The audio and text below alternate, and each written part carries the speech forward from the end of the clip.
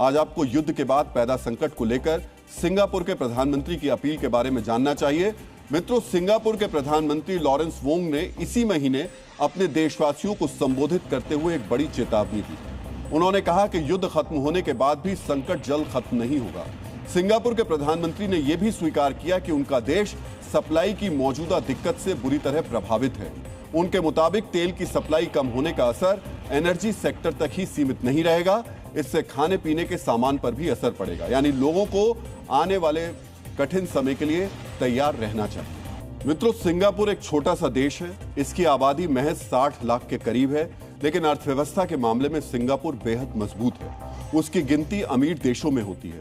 Singapore को Asia का tiger कहा जाता है। यहाँ की प्रति व्यक्ति आय $1,07,000 से ज्यादा है, जबकि भारत की प्रति व्यक्ति आय केवल $2,813 है। यानी हमारे देश में एक आदमी की आमदनी जितनी है, उससे 38 गुना ज्यादा आमदनी सिंगापुर के एक व्यक्ति की है। लेकिन उस देश के प्रधानमंत्री को भी अपने नागरिकों को मौजूदा स्थिति के बारे में चेतावनी देनी पड़ रही है। सोचिए, हमसे 38 गुना ज्यादा प्रति व्यक्ति आय वाले देश के पीएम कह रहे हैं कि हमारा देश संकट में है, खराब समय रहना के लिए तैयार रहना चाहिए। दूसरी तरफ हमारे प्रधानमंत्री ने तो यह भी नहीं कहा कि हम संकट में हैं। उन्होंने केवल ईंधन और विदेशी मुद्रा बचाने की अपील की है। उन्होंने कटौती नहीं बल्कि बचत की अपील की है। लेकिन इसके बावजूद अफवाहबाज झूठी जानकारियां फैलाने में लगे हुए हैं। मित्रों, तेल की बचत करना एक राष्ट्रीय कर्तव्य है और इस समय अगर आपको राष्ट्रवाद दिखाना है, देश के लिए कुछ करना है, तो हमारी तरफ से एक ही मंत्र है, तेल बचाना है। इसे आप अपना संकल्प भी बना सकते हैं। यह भारत की आर्थिक संप्रभुता और ऊर्जा सुरक्षा से जुड़ा एक महत्वपूर्ण संकल्प है। मित्रों, विदेशी मुद्रा बचाने के लिए एक और जरूरी कदम सोने पर खर्च कम करना है। सोने चांदी का आयात बिल कम करने के लिए सरकार ने उस पर इंपोर्ट ड्यूटी बढ़ा दी है। इसका सोने की खरीद बिक्री पर तुरंत असर हुआ। आज सर्राफा बाजार में सोने और चांदी की कीमत में जोरदार बढ़ोतरी हुई। India Boolean and jewellers association के अनुसार 10 ग्राम सोने का भाव 9,345 रुपए बढ़कर 1,60,977 रुपए हो गया।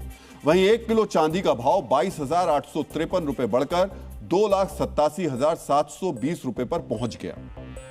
मल्टी कमोडिटी एक्सचेंज पर तो चांदी का भाव आज 3 लाख रुपए प्रति किलो तक पहुंच गया। मित्रों, कल रात सरकार ने सोने चांदी पर इंपोर्ट ड्यूटी बढ़ाकर 15% करने का फैसला लिया। इसमें 10% बेसिक कस्टम ड्यूटी जबकि 5% agriculture infrastructure and development cess लगाया गया है। इससे पहले 2024 के बजट में वित्त मंत्री निर्मला सीतारमण ने इंपोर्ट ड्यूटी 15% से घटाकर 6% की थी। मित्रों, वित्त वर्ष 2025-26 में भारत ने सोने चांदी के आयात पर लगभग $84 अरब खर्च किए। रुपए के मौजूदा भाव के हिसाब से यह 8 लाख करोड़ रुपए से ज्यादा है। केवल सोने की बात करें तो 5 साल में सोने के आयात पर खर्च दोगुना हो गया है। 2021-22 में भारत ने सोने के आयात पर 3,40,000 करोड़ रुपए खर्च किए थे, लेकिन 25-26 आते आते सोने का आयात बिल बढ़कर 6,80,000 करोड़ रुपए के आसपास पहुंच गया है। आमतौर पर भारत के आयात में सोने का हिस्सा 6 से 8% रहता है, लेकिन पिछले साल भारत के कुल आयात में सोने का हिस्सा 9% हो गया। यह पिछले एक दशक में सबसे ज्यादा है। मित्रों, सोने का यह बढ़ता आयात 3 तरह से देश की अर्थव्यवस्था पर असर डालता है। इससे भारत के विदेशी मुद्रा भंडार में कमी आती है, साथ ही भारत का व्यापार घाटा और चालू खाते का घाटा बढ़ता है। मित्रों, इसका अर्थव्यवस्था पर खराब असर पड़ता है। विदेशी मुद्रा भंडार में कमी आने के साथ साथ रुपए में कमजोरी आती है और विदेशी कर्ज पर निर्भरता बढ़ती है। भारत में सोने का पारंपरिक, सांस्कृतिक और धार्मिक महत्व है।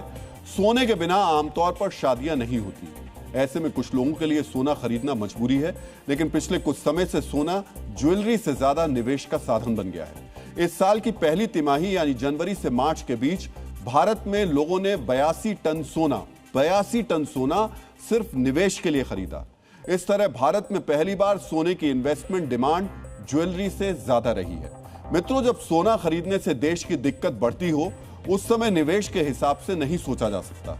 वैसे भी पिछले कुछ महीनों के दौरान जिस तरह सोने चांदी के दाम में उतार चढ़ाव आया है, उसे देखते हुए सोने पर निवेश से अभी बचना चाहिए। यह देश के आर्थिक संसाधनों पर बोझ बढ़ाएगा। सोने के भाव कंटिन्यू बढ़े पिछले 2-3 सालों में, लेकिन अब ये इंडिया के लिए चिंता का विषय बन चुका है। जिस ढंग से हम देखते हैं हमारा फॉरेक्स रिजर्व डिप्लीट हो रहा है। करेंसी के अंदर पिछले साल हम 83 पे थे और अब 95-80 पे, तो ये कहीं ना कहीं चिंता की बात है। इसी के लिए माननीय प्रधानमंत्री जी ने आगाह किया है कि एक साल तक अगर हम बाय नहीं करते तो कहीं ना कहीं हम प्राइजेस में थोड़ा रिलीफ देंगे, क्योंकि इंडिया वर्ल्ड में दूसरा ऐसा कंट्री है जो सबसे ज्यादा सोना बाय करता है। हालांकि देखिए फंडामेंटल लॉन्ग टर्म के लिए अच्छे हैं, बट टाइमिंग देश को देखते हुए मुझे लगता है कि कहीं ना कहीं ये स्टेप लेना चाहिए, क्योंकि एनर्जी की कॉस्ट बढ़ रही है, इन्फ्लेशन बढ़ रहा है।